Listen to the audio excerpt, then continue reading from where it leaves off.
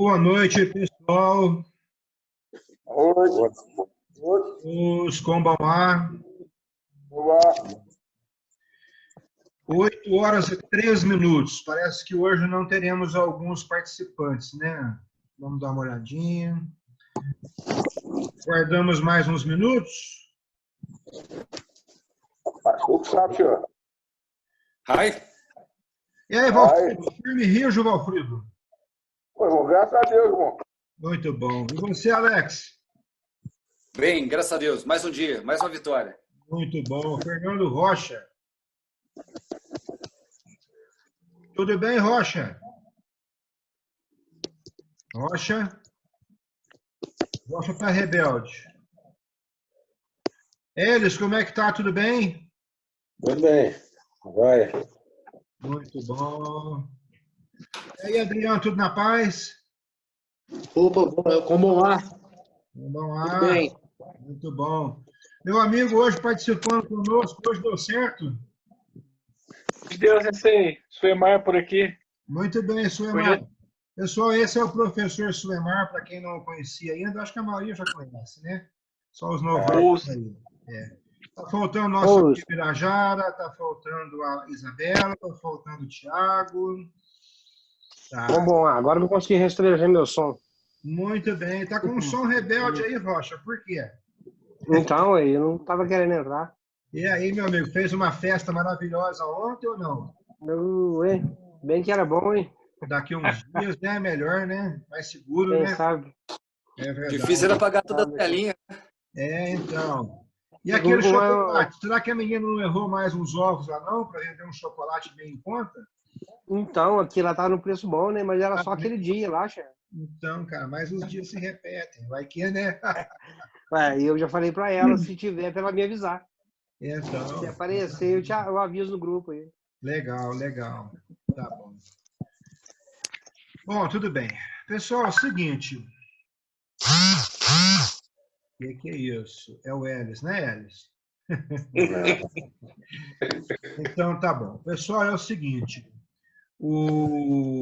Normalmente, quando vocês comentarem com alguém que estão tendo aula teórica, digamos assim, normalmente as pessoas vão falar, poxa, mas vocês tendo artes marciais pela internet, né? Como assim? A argumentação básica que eu quero que vocês desenvolvam é de que é o pensamento que nos proporciona a possibilidade de ação e principalmente de reação. E isso vai fechar legal com tudo que a gente conversou durante a semana, falando sobre medo e agressividade. Certinho, pessoal? Eu estive ouvindo ainda agora há pouco aqui nos noticiários aqui da cidade, que ontem à noite colocaram fogo num galpão de reciclados. E então hoje mostraram, destruíram bastante coisa lá e tal, tudo mais. E depois talvez vocês assistam, isso deve repetir ainda hoje, né? E eu achei muito interessante, que bate muito com o que a gente estava falando. Uma senhora lá se manifestou, um senhor se manifestou, falando que eles chegaram no meio do fogo e tal, e o medo, né, conseguiu paralisar o pessoal todinho de tentar fazer alguma coisa, porque o risco era muito grande. Hoje, uma das senhoras estava se manifestando toda empolgada, toda animada, falando, poxa vida, as coisas vão ficar melhor que antes, nós vamos lutar, vamos reconstruir, vamos começar do zero, vamos pedir apoio, eu tenho fé. Então é interessante, depois a gente vai averiguar isso aí, porque em algumas situações, o que pode nos mover de forma positiva é justamente a fé. Mas no nosso caso específico, tem situações em que você não tem tempo de ter fé, né? Então, nós temos que apelar para outra situação, para situação diferente, tá bom? Outra coisa aí que, infelizmente, alguns dos colegas não estão participando e que eu queria falar, é que muita gente fala o seguinte, gente, aula teórica, pelo amor de Deus, eu não gosto disso. A gente entende que o pessoal não entende, não gosta. Só que vamos falar a verdade, a nossa aula teórica não é uma aula metafísica, onde você fica divagando a sua possibilidade de uma hipótese que pode ser que seja. Não é isso. Nós estamos conversando sobre é um bate-papo, né? Para possibilitar analisar a aplicação das técnicas e estratégias que nós treinamos. Então, embora muita gente vai falar que a gente está sendo muito ontológico, muito metafísico, muito abstrato, na realidade nós somos extremamente pragmáticos. Nós queremos entender em detalhes o que pode acontecer numa situação de defesa pessoal, de campeonato, e por aí campeonato também, competição também, tá, pessoal? Não fiquem divulgando, nós treinamos só artes marciais. Não, a gente pode participar de competições esportivas, etc. também, não há problema nenhum nisso, né? Mas o fundamental é que nós somos pragmáticos, nós procuramos aplicar a teoria daquilo que a gente está treinando na prática, senão do contrário não tem valor nenhum, tá bom? A intenção era falar sobre um assunto, só que eu recebi aí alguns comunicados de vocês e alguns pediram para dar sequência àquela discussão sobre o medo. E como é um assunto realmente muito importante para nós, eu vou dar um pouco de sequência. Claro que quem não estava acompanhando, talvez não fique muito claro, talvez gere até uma conclusão inadequada, de acordo com o que a gente já viu, mas a gente vai postar depois os vídeos aí, a pessoa pode olhar e vai fechar, assiste novamente, compara um com o outro e vai ficar fácil, né?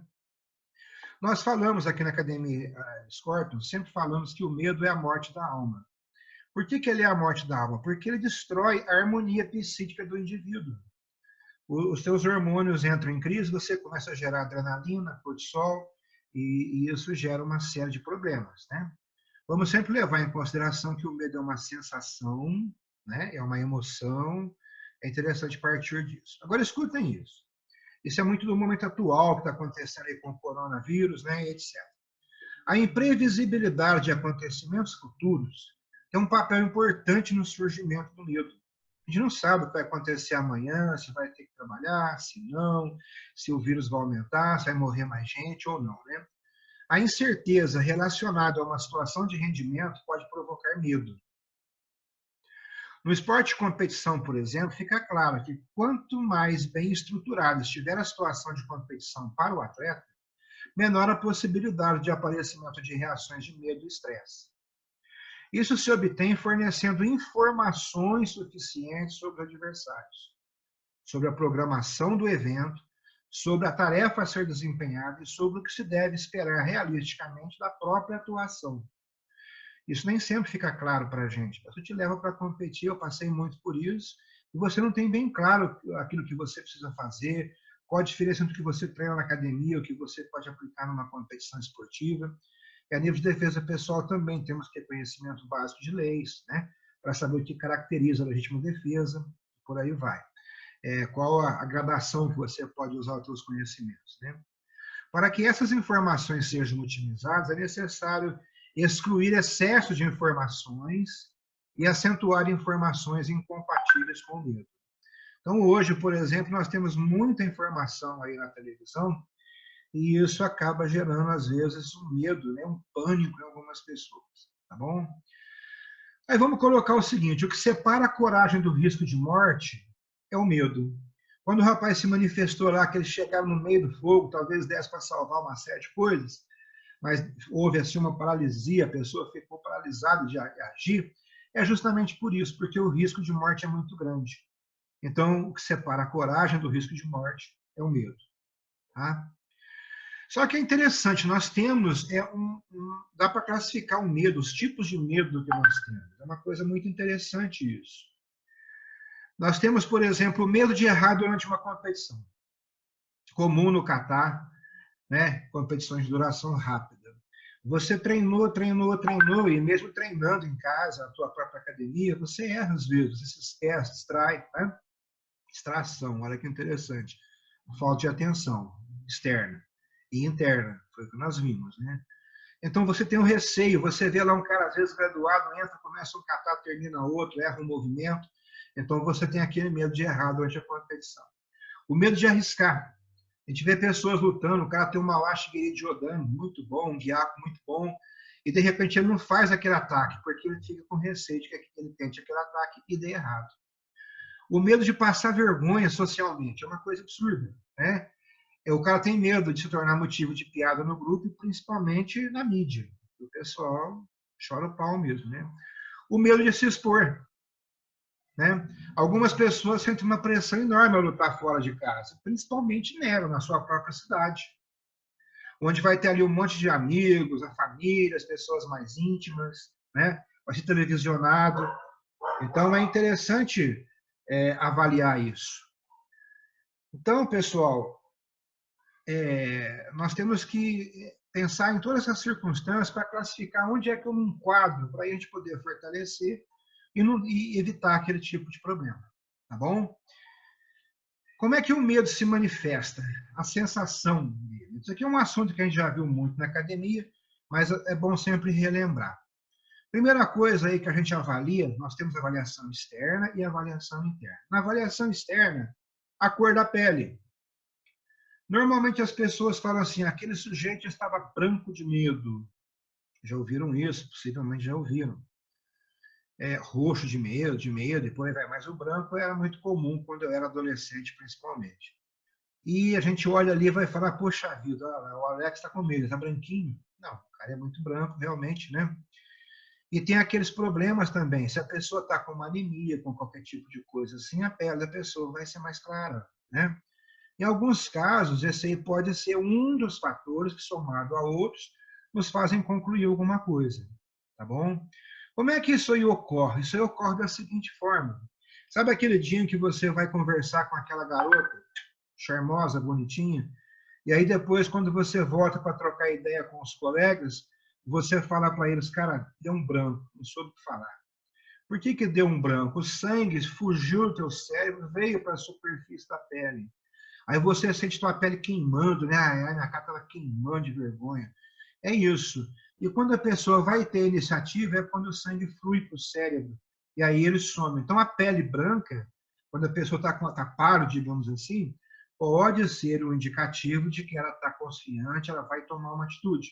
E a pele, quando ela está vermelha, quando parece aquele rubor, a pessoa, naquele momento, ela fica insegura, então ela não tem condições de raciocinar para ter uma reação rápida. Um dos fatores, né? A outra coisa é a pupila. A gente sempre falou isso, a pupila. A pupila, quando você está com medo, ela dilata.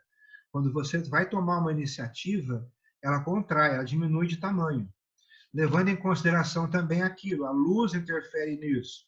Se aqui dentro, por exemplo, está escuro, a pessoa está lá fora, aqui dentro está claro, ela sai lá para fora, a pupila dilata para poder captar mais luz, né? E vice-versa. O uso de drogas também afeta essa pupila. Mas você somando aí a cor da pele mais a pupila, você já tem pelo menos 2 fatores.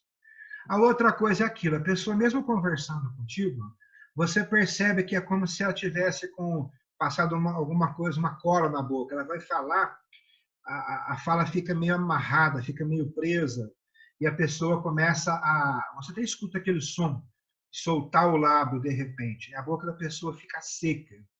É uma característica de medo também, né? Então, quando o pessoal fala, sujeito tal estava babando de raiva, é verdade, quando a pessoa está salivando, está falando cuspindo já e tudo mais, possivelmente ela está agressiva, ela está prestes a tomar uma atitude mais agressiva, né? E aí nós temos ainda o fator interno para análise, que é muito importante também, que é o destino. Eu levei durante muito tempo pessoas para competirem, e você chega num campeonato, por exemplo, um Pan-Americano, cheguei a levar um pessoal, e aí eles chegavam em mim, olha que eles pediam, por favor, onde é o banheiro? Tem papel? Eu já entregava. Eles ficavam me olhando. É uma característica de medo. Você sabe que a pessoa vai ter essa característica, né? Vai ter essa situação. Dá a impressão que deu uma diarreia. E aí o pessoal tem até a desculpa. Não, é que aconteceu isso, aconteceu aquilo. Não adianta, não tem como disfarçar certas situações assim. Aqui em Poços mesmo tem o Paulo Palma, que é um acupunturista que me atendia. E ele comentou um dia, ele falou, nossa, eu atendo aí uns professores aí que foram ex-alunos teus, e é interessante, eu queria saber, sinceramente, eu não te cobro, se você me ensinar o que você fez com esses caras. Porque os caras são valentes, são guerreiros, são não sei o quê, criticam até você, mas é interessante, se eu falo o demônio para eles, o batimento deles fica de boa. Quando eu falo o teu nome, eles sofrem uma alteração. Então é isso, são coisas assim que você não tem como disfarçar. No momento em que elas acontecem. Nós temos que nos preparar para isso antes, tá? Então, vamos imaginar, o sujeito está com a pupila miudinha, contraída. A pele dele está branca, tremores também, a pele está tremendo. Tremendo de medo nem sempre é verdade, as pernas ficam bambas, mas o tremor, às vezes, é a musculatura que está prestes a sair, né? O cara precisa explodir realmente. Então, se o sujeito estava falando que ia no banheiro, desistiu, voltou, está babando, está tremendo, está com a pupila contraída, né? Possivelmente ele vai partir para o ataque. Tá? E aí você se avalia também, putz, eu não estou conseguindo falar, parece que a língua está grudando, o intestino deu aquela baqueada, tuas pernas estão um pouco bambas, né? Tem pessoas que não têm consciência do próprio medo, isso é meio complicado. Tá? Então, lembrando, a coragem não é a ausência do medo, e sim o controle que permite a ação, apesar do medo. Né?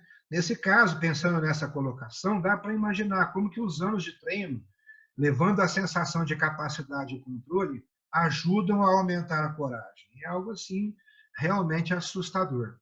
Tá? E aí, para a gente agilizar já bastante mesmo esse papo, vamos pensar no seguinte. A grande preocupação do sujeito é como vencer o medo. Né? Como é que você vence o medo? Tendo autoconfiança. Como é que você tem autoconfiança? Treinando. E qual que é o principal fator desse treino? Disciplina. Tá? A chave do sucesso realmente está aí. Então, o que acontece? Aquele treinamento mental que a gente insistiu bastante, gente, o pessoal está tudo me ligando aqui no meu celular, possivelmente para falar que não conseguiu entrar no nosso bate-papo, mas fica difícil agora, né? E eu vou abrir o som para vocês, para a gente falar um pouco sobre isso. Nós temos poucos minutos, né, que encerra nosso tempo gratuito. E qualquer dúvida, manda depois no WhatsApp. Tá bom, pessoal? Só um momento. Ativando o som. Muito bem. Excelente. Adriano. Está me ouvindo, Adriano? Adriano? Adriano, está me ouvindo? Interessante, porque... Muito bom. O que você achou, Adriano? Oi, então, interessante. Não...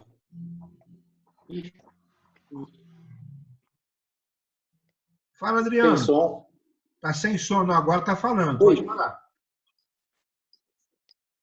Então, esse negócio é interessante, que às vezes, o meu modo de pensar, às vezes a gente começa um confronto na rua, por exemplo, e você está sem medo nenhum. E, de repente, o medo pode aparecer no decorrer do confronto, né? Porque a gente não sabe o que vai acontecer, né?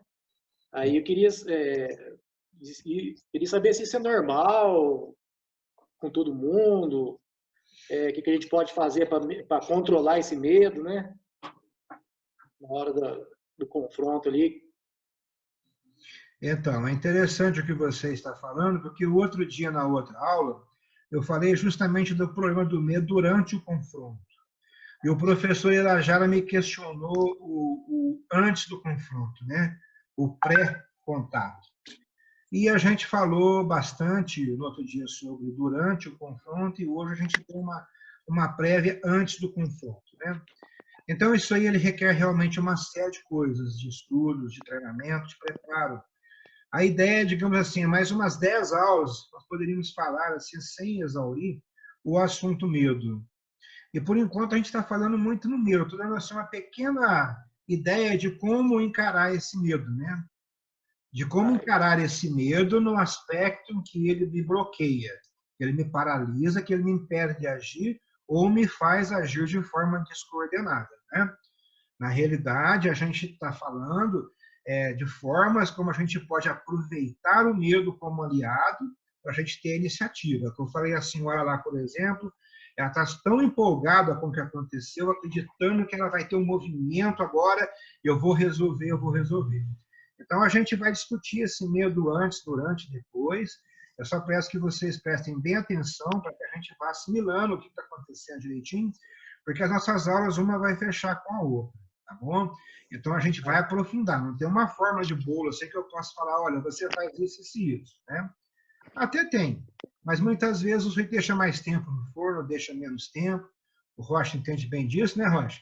põe um pouquinho mais de sal, um pouco a menos de sal, e fica um pouquinho diferente. O cara vai falar, não funciona.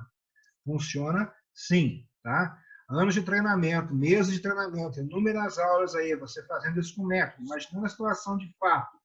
Quando você se encontra nela, é o que eu disse, ao invés de gerar um certo temor, um certo pavor, gera, né, reparem isso, né? Mas gera até uma certa felicidade. Antigamente a gente saía, quando era adolescente, em algumas situações, em alguns locais de risco, justamente torcendo para acontecer alguma coisa, para você testar aquilo, porque você confiava tanto, tinha tanta certeza que aquilo ia funcionar, né? E uma coisa que eu quero que vocês pensem, sempre que tiverem um certo receio, é que 90% do que eu sempre passei e falei para vocês é resultado de minha vivência, situação de rua, situação de fato, né? Eu acho um absurdo o cara falar de defesa pessoal contra a faca ou contra revólver, sendo que ele nunca passou por uma situação em que alguém ataque ele com uma faca ou com um revólver, tá? Eu tenho umas arranhões aqui, umas cicatrizes aqui que confirmam isso. Então, aqui a gente pode falar sobre aquilo que a gente conhece, é mais tranquilo. Mas fica tranquilo que a gente vai aprofundar nas próximas aulas, tá bom? Meu amigo Suemar, o que você me fala? Oi, Sensei. Participando pela primeira vez, né? Não vi as outras aulas, mas eu achei muito interessante a forma como o senhor colocou aí, né? Esse autocontrole que tem que ter, né? E vai existir, é normal sentir esse medo, esse receio. Mas a forma como que você vai lidar com ele é que vai demonstrar o nível de treinamento que você tá. Porque não adianta a gente chegar numa situação real ali e deu branco, né? Deu branco, como falo assim, deu preto, né? Aquela cor lá que a gente não consegue tomar nenhum tipo de decisão. A reação ela fica ofuscada, a visão em túnel e você não consegue enxergar nada ao seu redor. Então, eu achei muito bacana que a forma como a gente vai lidar com isso é que faz toda a diferença. E está intrinsecamente ligado ao treinamento, né? Ao estágio de treinamento que o cidadão se encontra. Se ele está bem preparado e está consciente do que pode fazer, vai conseguir sair daquela situação de uma maneira mais tranquila, né? Ou com um controle maior sobre aquilo. Exatamente. Exatamente isso. Obrigado pela participação. Alex? Hi. A outra aula foi muito explicativa, Kiosh. A gente sempre fala a respeito do controle da raiva, do medo, da agressividade, né? E veio justamente pontuar a respeito disso. Porque quem de nós um dia não teve medo ou não exagerou na raiva, né?